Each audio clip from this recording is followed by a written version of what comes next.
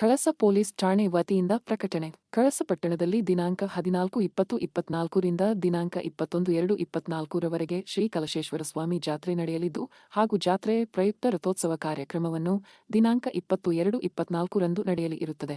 ಆದರೆ ಕಳೆದ ವರ್ಷ ಕಳಸ ಠಾಣಾ ವ್ಯಾಪ್ತಿಯ ಸಾರ್ವಜನಿಕರು ತಮ್ಮ ಒಂಟಿ ಮನೆಗಳಲ್ಲಿ ಆಭರಣ ಮತ್ತು ನಗದು ಹಣವನ್ನು ಮನೆಯಲ್ಲಿ ಇಟ್ಟು ಜಾತ್ರೆ ಮತ್ತು ರಥೋತ್ಸವ ಕಾರ್ಯಕ್ರಮಕ್ಕೆ ಬಂದ ಸಮಯದಲ್ಲಿ ಯಾರೋ ಕಳ್ಳರು ಠಾಣಾ ವ್ಯಾಪ್ತಿ ವಿವಿಧ ಕಡೆಗಳಲ್ಲಿ ಒಂಟಿ ಮನೆಗಳಿಗೆ ನುಗ್ಗಿ ಚಿನ್ನಾಭರಣ ಮತ್ತು ನಗದು ಹಣವನ್ನು ಕಳ್ಳತನ ಮಾಡಿದ್ದರಿಂದ ಕಳಸ ಪೊಲೀಸ್ ಠಾಣೆಯಲ್ಲಿ ದಾಖಲಾಗಿರುತ್ತದೆ.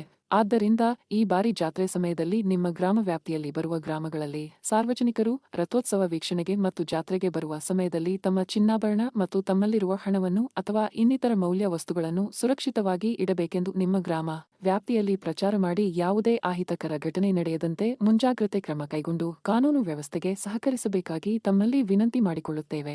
ಇದು ಕಳಸ ಪೊಲೀಸ್ ಠಾಣಾಧಿಕಾರಿಗಳಾದ ಪಿಎಸ್ ಭರಮಪ್ಪ ಬೆಳಗಲಿಯವರು ಸೂಚನೆಯನ್ನು ನೀಡಿದ್ದಾರೆ. ತಾವುಗಳು ಇದಕ್ಕೆ ಸಹಕರಿಸಬೇಕಾಗಿ ವಿನಂತಿ. ಏನಾದರೂ ಅಹಿತಕರ ಘಟನೆ ನಡೆದರೆ ಕೂಡಲೇ ಸಂಪರ್ಕಿಸಿ. ಕಳಸ ಪೊಲೀಸ್ ಠಾಣಾಧಿಕಾರಿಗಳ ಮೊಬೈಲ್ ಸಂಖ್ಯೆ 9480805116 ಈ ಮೂಲಕ ತಿಳಿಸುತ್ತಿದ್ದೇವೆ. ಇದು ಕಳಸ ಪೊಲೀಸ್ ಠಾಣೆ ಇವರಿಂದ ಪ್ರಕಟಣೆ. ಶ್ರೀ ಕಳಸೇಶ್ವರ ಸ್ವಾಮಿಯ ರಥೋತ್ಸವ ಪ್ರಯುಕ್ತ ಇವರ ಬೆಳಿಗ್ಗೆ 7ರಿಂದ ದಿನಾಂಕ 21ರ ಮಧ್ಯರಾತ್ರಿಯವರೆಗೂ ಮುಖ್ಯ ರಸ್ತೆಯ ಎರಡೂ ಬದಿಗಳಲ್ಲಿ ಯಾವುದೇ ವಾಹನವನ್ನು ನಿಲ್ಲಿಸಬಾರದು ಎಂದು ಈ ಮೂಲಕ ತಿಳಿಸುತ್ತಿದ್ದೇವೆ. ಹಲೋ, ಸರಿ ಬಣ್ಣ ದಾದೆ ಕೇಸ್